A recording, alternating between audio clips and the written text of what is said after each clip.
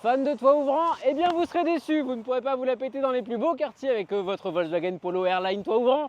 Il faut acheter une Dacia Sandero. Eh ben oui, la Sandero propose un toit ouvrant, messieurs dames. C'est quand même étrange, non? L'échelon des gammes chez Renault Dacia. Voici la Renault Clio de 6e génération.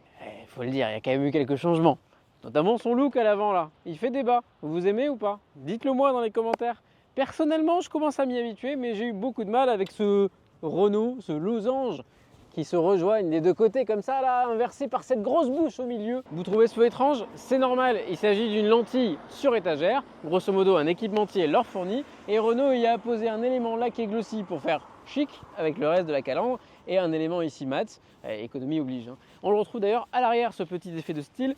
Alors déjà des galbes, cette partie-là, on reconnaît une Clio, Clio 4, Clio 5 et notamment cette poignée. Dès qu'on passe ici, on reconnaîtra plutôt du Mazda ici. Et on retrouve par contre le nouveau concept car Renault emblème sur cette partie, vous le voyez, à l'arrière. Personnellement, je trouve que le travail est assez réussi, mais l'arrière et l'avant ne vont pas forcément ensemble. Allez, pour l'intérieur par contre, là il y a eu beaucoup de changements. Dans citadine polyvalente, il est censé y avoir polyvalent. On teste les places arrière. Eh bien, on a un petit peu d'espace aux jambes. Là-dessus, pas de problème. Il ne faudra pas être un grand gabarit car sinon vous allez vite toucher. Et puis, espace au coude est quand même assez réduit. La mesquinerie viendra d'un autre élément. Vous n'aurez pas, pour les enfants notamment, de prise USB-C à l'arrière, quelle que soit la finition. On n'aura pas non plus d'accoudeur central. Bref, vous avez compris, les usagers à l'arrière seront un peu punis et un peu à l'étroit.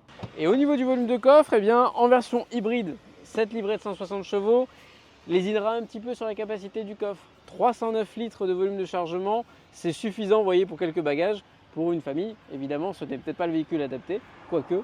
En tout cas, le coffre ne sera peut-être pas des plus généreux dans la catégorie. Pour ça, il faudra aller chez Skoda pour la Fabia.